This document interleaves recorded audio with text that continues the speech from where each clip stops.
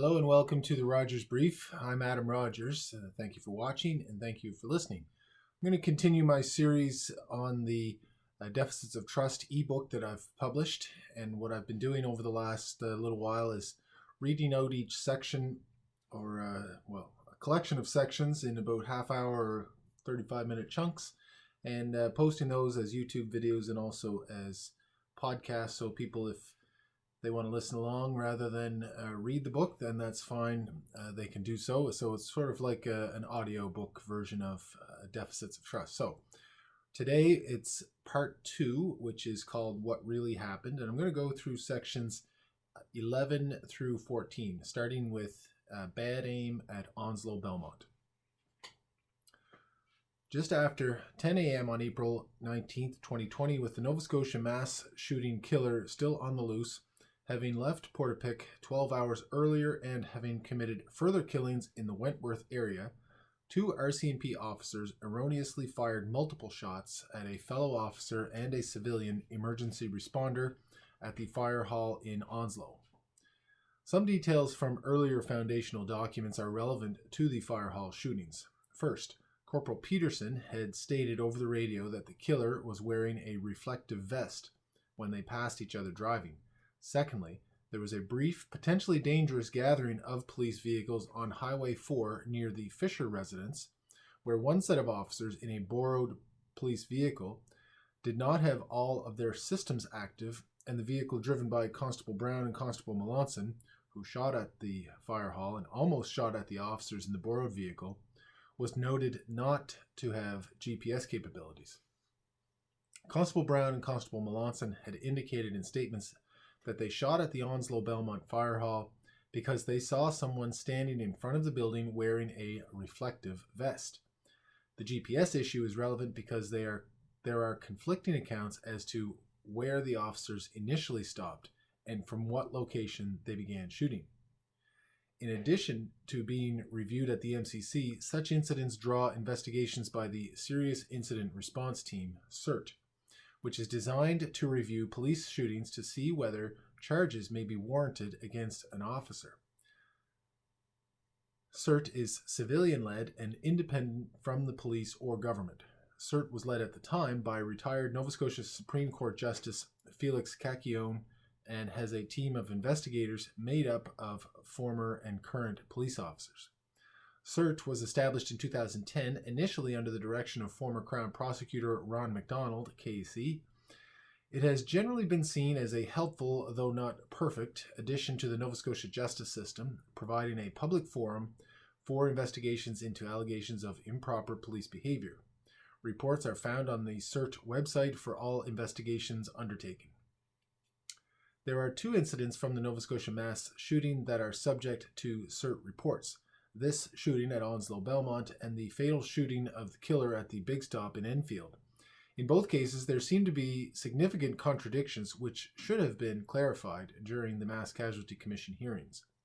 The SIRT report states that 2 officers drove up to the Onslow Belmont Fire Hall in an unmarked Nissan Altima, saw a person they thought was Gabriel Wortman standing next to a marked RCMP car while wearing a high-visibility orange and yellow vest, yelled to him to show his hands, and then shot when the person instead ducked behind the police car. One of the officers also happened to be one of the officers who interviewed Wortman's partner Lisa Banfield that morning. That seems like a significant coincidence given the dozens of officers involved in the situation. The SIRT report says that Ms. Banfield told police that morning that Wortman was wearing an orange vest and had a replica RCMP vehicle. The vest part was at least slightly misleading, as Ms. Banfield had actually observed Wortman in an orange plaid shirt, not a reflective vest, when she last saw him. Constable Brown was also familiar with the area, and so, the SIRT report states, he went out on patrol, seemingly outside the somewhat coordinated situational response the RCMP was developing, looking for the killer. This fact alone seems significant and unusual. The 2 officers driving in the unmarked Nissan would have heard that 3 other people had been found dead that morning, killed by the same individual as had killed at least 5 people the night before. So, the officers may reasonably have concluded that he was in the area and extremely dangerous. When the officers arrived at the fire hall, they were unable to get through on the radio to anyone due to the high volume of traffic on the police frequency. There was cell service in the area, but no mention is made in the report as to whether the officers tried to reach anyone that way. Instead, it appears from the report that they yelled from a distance at the suspected killer, shot at his location, and then soon left without talking to anyone inside or confirming the status of the person they misidentified as the suspect. There were others inside the fire hall who almost got shot as well, as it was being used as a comfort center for those from Portapique who needed to vacate the community. The CERT report notes, however, that it was not well known among officers that the fire hall was being so used. So, these officers may not have been alerted to the possibility that other officers, firefighters, or EMTs might legitimately be on the scene. From one perspective, the one adopted by CERT, it can seem as though there was just a terrible but understandable mistake that fortunately did not result in anyone being hit by a bullet. Credible witnesses have since spoken out, however, raising questions about the CERT report conclusions. Several witnesses were close enough, either in neighboring houses or driving by in a noiseless Toyota Prius at the same time, to be able to say the officers did not, in fact, yell out to the suspect, but instead got out of their car and started shooting almost immediately. Questions have been raised by a local firefighter about sight lines and whether, in fact, a vehicle approaching the fire hall could have seen a police car parked there from the distance claimed. I was shown this sight line in person, and it seems highly unlikely that anyone would have been able to see someone in front of the fire hall, decide they were suspicious, and only then decide to stop where the officers did. Driving from the west, there is a slight rise in the road, and you come upon the fire hall somewhat suddenly. From where the officers were parked, it would also be very difficult to make out individual characteristics on a person standing in front of the fire hall doors. The suggestion from this is that perhaps the officers were told that Wortman was at the fire hall, and so they stopped short of the building and went in shooting. The report also omits to mention or try to justify why the officers then just left the scene without talking to anyone inside. If they realized their mistake, why not go check on the victims? If they did not, why not pursue the suspected killer? CERT does not say.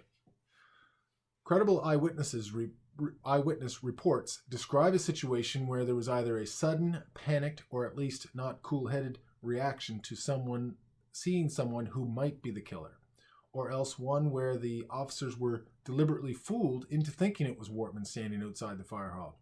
If it was the former, these officers are in the wrong line of work, and the CERT report is flawed. If it is the latter, then there is a potentially much more to uncover about who gave the officers that information. The MCC's presentation of the fire hall shootings was led by MCC lawyer Roger Brief. He discussed the mistaken shots by two RCMP officers at a fellow officer and an EMO coordinator who the officers claimed to have thought was the killer.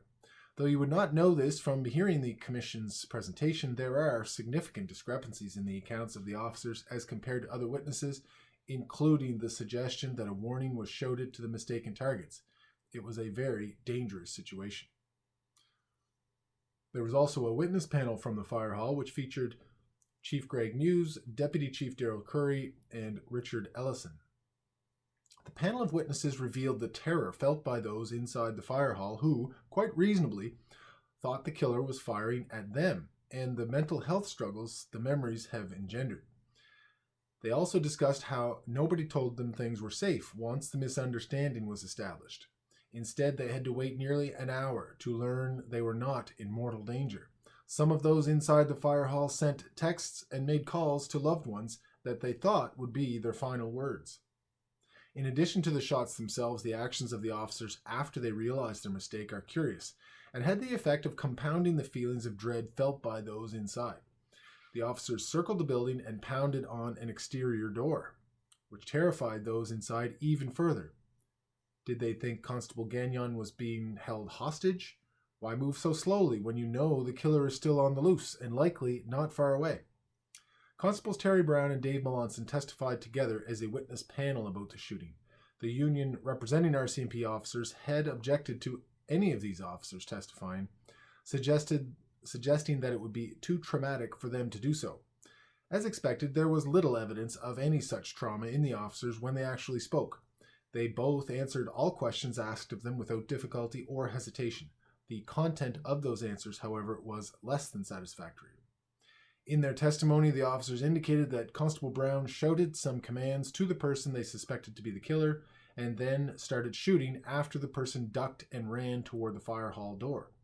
The officers further testified that when Constable Gagnon radioed back to them that they were shooting at him and not a proper suspect, that they stopped, assessed the situation to ensure everybody was uninjured, checked around the building, and then left the area to continue their pursuit of the killer. They testified that Constable Brown called Staff Sergeant Carroll immediately afterwards and was told to continue on, and that any consequences of the fire hall shooting could be addressed after the active shooter situation was resolved. Much of this account conflicts with available evidence from the other witnesses, as well as what an objective observer may consider reasonable under the admittedly unusual circumstances. Most significantly is the contention that commands or anything were yelled toward the potential suspects prior to shots being fired. All other witnesses, including Constable Gagnon, David Westlake, Jerome Breau, and occupants of neighboring houses, say that no warnings or commands were shouted prior to the shooting. In fact, Constable Melanson could not really recall Constable Brown yelling anything either. When pressed, he said he thought he heard something, but since he was trying to get through to others on the radio, his focus was elsewhere. This part of the testimony helps illustrate why it can be important for witnesses to be questioned individually rather than as a panel. Without Constable Brown sitting next to him, one wonders what Constable Melanson's fulsome answers may have been. It is worth noting that Constable Melanson only fired one shot. In his cross-examination, Patterson law lawyer Michael Scott asked a crucial question in a very incisive manner. He asked the officers whether, now that they understand what was really happening, whether they thought it was strange that David Westlake, who was wearing the reflective vest and was suspected by Brown and Melanson to be the killer, ducked and ran while speaking to an RCMP officer and while receiving instructions from other RCMP officers. Surely, if he were just an EMO official, he would have complied with RCMP instructions. The witnesses did not have a real answer to that question. For those unfamiliar with cross-examination in real life, as opposed to television courtrooms, this is about as good as you can expect to get from the perspective of the lawyer asking the questions. You cannot expect that witnesses will break down on the stand and admit that anything they have said is untrue. They almost always stick to their story, even in the face of obvious contradictions. As the lawyer, the best you can achieve is for the witnesses' answers to clearly lack credibility, as was the case with these two. The sheer distance between the officers and the suspect created difficulties that the witnesses were not able to adequately address. They said they were 100% sure the suspect was the active shooter based on seeing the RCMP police cruiser, the reflective vest, and his actions in ducking and after receiving commands. Yet, they could not see that there was also a person inside the cruiser.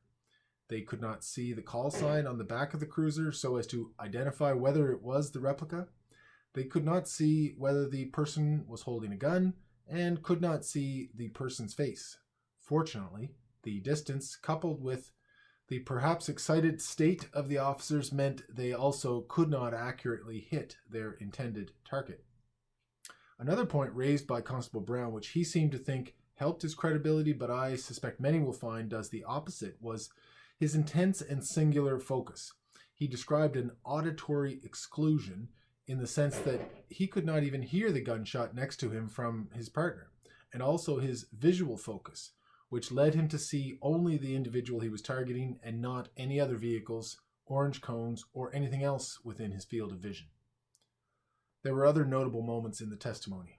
I noticed that Constable Melanson referred to Miss Banfield at one point as Lisa, and then later referred to Wortman by his first name as well. In my experience, police officers almost exclusively use last names when testifying or speaking about any matter in which they are involved. That may not mean anything, but it struck me as unusual. The officers were in an unmarked car, which they rightly perhaps felt gave them an advantage over others chasing the killer, who may have only been watching out for marked police cruisers. This may also have given them the sense, however, that they were the only ones who might succeed in catching Wortman. They seem to have had an over-eager approach, which led to the mistakes they made. They themselves were not in any danger at the distance from which they took their shots, and they said they had no awareness that there may have been anyone in the fire hall, so it would not seem unreasonable for them to have approached more closely to get a better assessment of the situation before shooting.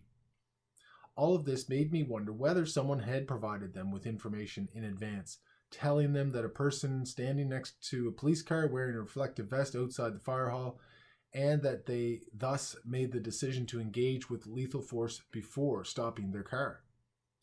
The possibility exists that the perpetrator had access to the radio communications from the police at various times during his killing spree. Wortman had purchased a Motorola police radio in 2006, and it is unclear whether it may have been functional.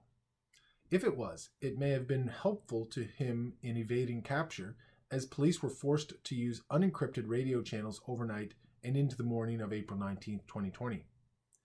The radio question may be relevant to the Onslow Belmont fire hall shooting incident. People had questioned whether Wortman may have deliberately misled the police over the radio and somehow caused the shooting. He had driven his mock cruiser past the fire hall just 10 minutes prior to Constables Melanson and Brown's arrival, so there was a hypothesis that perhaps he had falsely radioed that the killer was parked at the fire hall. No such evidence has emerged identified in reviewing the radio communications that have been made available. The other possibility I've considered is whether Constables Brown or Melanson may have received a tip on their personal phones. Given the distance from the fire hall where they originally stopped and the distance from which they fired their shots, coupled with the lack of any warning being shouted, supports a conclusion that the officers felt very certain that they had the killer in their sights. So, either they are protecting someone who had provided them with the incorrect information, or else they acted in a completely reckless fashion. It appears that nobody, including the CERT or MCC investigators, has requested the officers' personal phone records.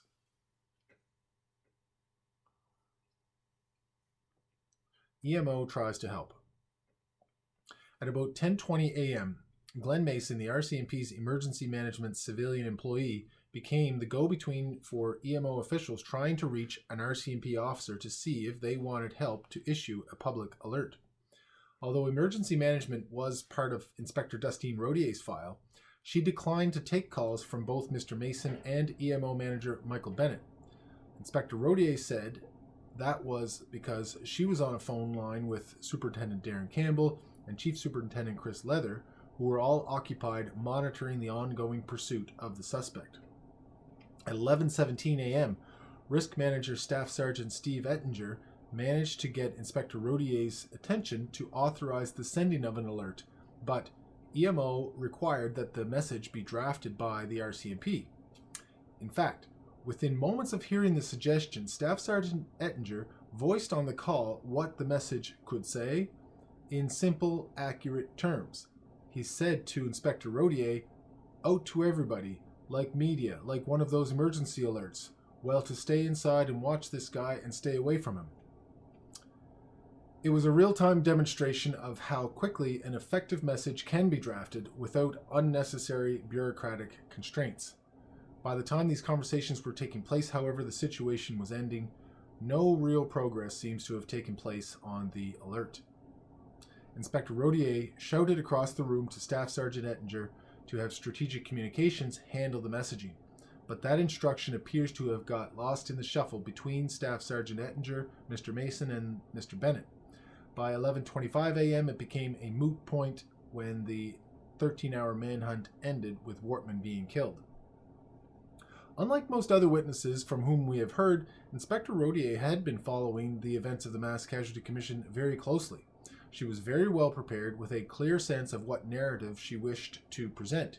She took many questions and gave lengthy answers in defense of the RCMP response to these events and to their policies and approaches to all things policing. She was able to reference the testimony of multiple other witnesses and the foundational documents. On the issue of the Alert Ready system, she says she did not know what it was in April 2020. It seems, however, that she may have known more than she was prepared to admit. Evidence from Glenn Mason and others suggests there were presentations to the RCMP from EMO in 2015, 2016, 2019, and 2020. There is no proof that she attended any of these presentations, but certainly one would expect the development of such a potentially important tool to at least occasionally make it on the radar of a communications superintendent. It is in her interests and the interest of the RCMP more broadly to downplay Alert Ready, and so unless it can be proven that she knew something, I expect Inspector Rodier will continue to deny it. There was no cross-examination of Inspector Rodier until after 5 p.m. on the day she testified at the MCC, which was a win of sorts for her. I was told by members of the media during the Desmond inquiry that unless something happened before 3 p.m., it was unlikely to make the news, as reporters had late afternoon filing deadlines. Therefore, it was likely that no evening news reports were going to cover the more difficult portions of her testimony. I suspect Inspector Rodier knew this, and that this in part explained her longer answers in her direct examination with the MCC lawyer. Those media members who had to drop off to meet their deadlines missed some very good cross-examination. Inspector Rodier had stated, unchallenged by the MCC lawyer during her direct testimony, that one of the risks of the Alert Ready system was a flood of nuisance calls from the public, and claimed that 29% of attempted 911 calls were missed after an alert was issued soon after the mass casualty. Josh Bryson, representing the Bond family, very effectively showed that this 29% figure was completely unreliable, that all calls most likely had appropriately diverted to other call takers around the province, and that the percentage of calls missed could very well have been, and likely was, 0.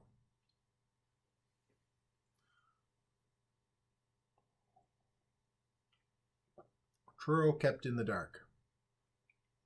Truro Police Chief Dave McNeil has been critical of the RCMP's response, their lack of information sharing with Truro Police during the mass shooting, and their efforts after the fact to keep important information from being made public. The evidence from Chief McNeil showed that the RCMP did not provide timely or accurate information to the Truro Police on what was happening in Portapique and other parts of Colchester County.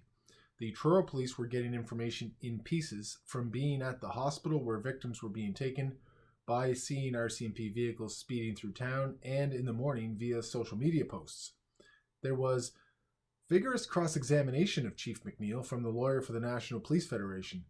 This, of course, carried some irony given the NPF's repeatedly stated position that police officers should not be subjected to any questions, let alone a thorough cross-examination. At midnight, Erica Lockhart, a nurse at the Colchester Regional Hospital in Truro, where Andrew MacDonald had been taken, called Candice Chernoby at the Truro Police Service Dispatch Center to say that an ambulance driver had told her to expect more victims, and that the hospital was under lockdown. That was the first the Truro Police knew about Portapique. The RCMP had not contacted the Truro Police directly. There was a series of miscommunications and mixed messages between the RCMP and the Truro Police Service, such that the killer was able to slowly drive right through the center of Truro without being noticed or confronted by the Truro Police. As the killer wasn't stopped in Truro, he continued on to Shubie, where he shot and injured Constable Chad Morrison and killed Constable Heidi Stevenson, Joey Weber, and Gina Goulet. On April 18, 2020, the Truro Police Service was operating with just 3 officers on duty, with Sergeant Richard Hickox in command. Sergeant Hickox was clearly annoyed at not being kept in the loop by the RCMP. He explained to Mass Casualty Commission investigators that had he known the severity of the situation in Portapique, he could have had 10 additional officers to respond, all with carbines and body armor. Chief McNeil was at home. Sometime during this period, Deputy Chief Robert Hearn texted Chief McNeil to say something was happening in Portapique, and it was on social media. That's the first Chief McNeil had learned of it. RCMP Risk Manager Staff Sergeant Briers called the Truro Dispatch, and the call was forwarded to Corporal Ed Cormier. Staff Sergeant Briers told Corporal Cormier everything he knew about the fake police car and added that the RCMP believed there were more than 7 people dead. Staff Sergeant Briers suggested that the lockdown at the hospital be continued and that Truro cops should wear their hard body armor. After he hung up, Staff Sergeant Briers emailed Corporal Cormier a photo of the fake police car. At 8:51 a.m., Corporal Cormier radioed for Constables Whiddon and Reeves to meet him at the hospital. Constable Taylor was already there. Corporal Cormier briefed the officers on all the updated information and then forwarded a photo of the fake car to Deputy Chief Hearn. That is, by 9 a.m., the entire active Truro police force knew that the killer was driving a fake police car and knew that he may not be in Portapique. At 9:50 a.m., Chief McNeil emailed Chief Superintendent Leather, CCing Assistant Commissioner Lee Bergerman, offering to help. At 10 a.m., Chief McNeil heard back from Chief Superintendent Leather, who told him that the RCMP had Wortman pinned down in Wentworth. Chief Superintendent Leather appears to have been referring to the emergency response team's movement at the Fisher residence in Glenholm. At 10:11 a.m., Corporal Cormier was at the hospital, but he soon left to head to the police station, where he arrived at about 10:15 a.m. Unknown to him, Wortman traveled on Esplanade Street, a block from the police station, just 2 minutes later.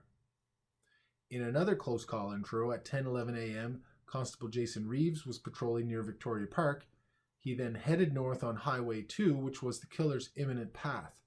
But at 10:16 a.m., Constable Reeves turned left on McClure's Mill Road to head to the hospital, missing Wortman by about 3 minutes. At 10:21:53 a.m., after the killer had driven through Truro, Brittany Olter at the OCC called Brittany Steeves at Truro Dispatch to inform her of the Plains Road murders and to suggest that the killer may be heading to Truro. We now know that Wortman drove the fake police car through the main streets of Bible Hill and Truro from 10:11 a.m. to 10:20 a.m.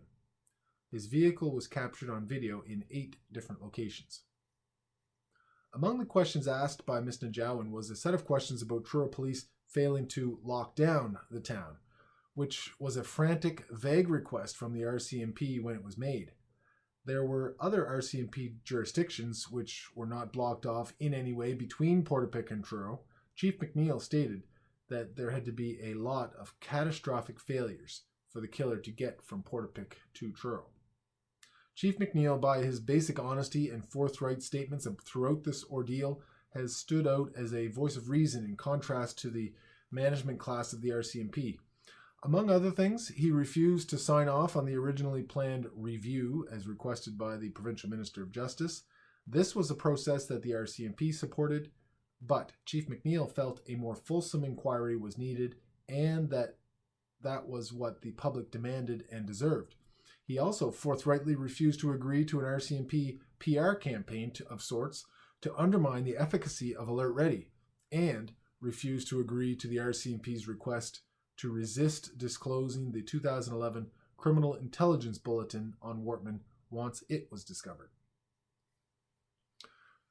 Tragic misunderstanding and deadly exchanges at Shubie. The Shubenacadie Foundational Document presentation laid out 2 confrontations the killer had with 2 individual RCMP officers, including the fatal encounter with Heidi Stevenson. Constable Chad Morrison was able to drive away from the killer despite being shot. Constable Stevenson was rammed head-on by the killer in his mock police cruiser, and though he was able to fire 14 or 15 shots at him, she was killed in the firefight. The MCC stated that they have concluded that the push bar on the killer's mock police cruiser was not an advantage in the head-on collision, and thus, which does not seem reasonable on its face. Constable Stevenson may have been disoriented by the collision and thus been at a major disadvantage during the subsequent firefight. There was a tragic, though not unreasonable, misunderstanding involved in Corporal Morrison's shooting. He saw a police car and asked over the radio who was approaching. Constable Stevenson was, in fact, approaching, but from the opposite direction, and radioed back that it was her. That unfortunate misunderstanding gave Wortman an extra second or two to catch Constable Morrison by surprise and get a few shots away. Reacting quickly once he figured out it was Wortman, Constable Morrison was able to escape and get himself to the nearest EHS depot for medical treatment. Had Constable Stevenson arrived either seconds earlier or later, things would have unfolded much differently. Earlier that morning, Constable Stevenson had suggested that an alert go out to the public about the active shooter situation. Had her advice been heeded, Joey Weber would likely still be alive. He was out running some errands and happened upon the scene of the two officers. Being a good Samaritan, he stopped to offer his help and was also killed. We did not hear much about Mr. Weber in the presentation, and his family, like other families, was not given a chance to tell more of his story as the proceedings unfolded. After the deaths of Constable Stevenson and Joey Weber came the death of Wortman's final victim, fellow denturist Gina Goulet, who lived on Highway 224 south of Shubie. Miss Goulet knew the killer through their common profession. News reports also suggest Miss Goulet may have embarrassed Wortman with a comment at a denturist conference a few years prior to his killing spree. He had apparently pointed out her cottage on the drive the day previously with Miss Banfield, and she had previously rejected an offer from him to work for him in his Dartmouth operation. The circumstances suggest, however, that he was not targeting her as a specific victim over any grievance, but rather took an opportunity to hide from the pursuing police officers, switch vehicles, and change clothing in order to stay disguised. He had originally driven past her home, then did a U-turn and went back and up her driveway. Most likely, he knew the police were on his heels and he needed a temporary hiding place, a new look, or perhaps both. After he killed Miss Goulet, the perpetrator changed out of his RCMP uniform and switched from Joey Weber's Ford Escape to her vehicle, which was a Mazda 3.